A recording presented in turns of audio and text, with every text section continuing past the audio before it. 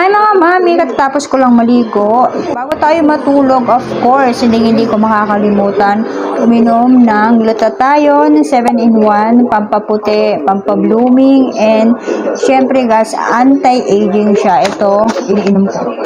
So, inom muna tayo bago tayo mag-skincare. Isa lang yung iniinom ko.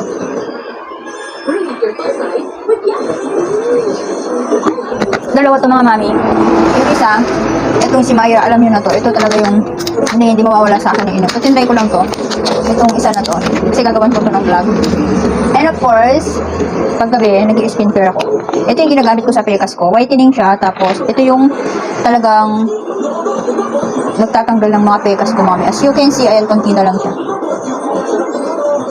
Gaganyanin mo lang. Ito yung nagtatanggal sa mga dark areas ko or mga pekas. Sa mukha ko, mga itim-itim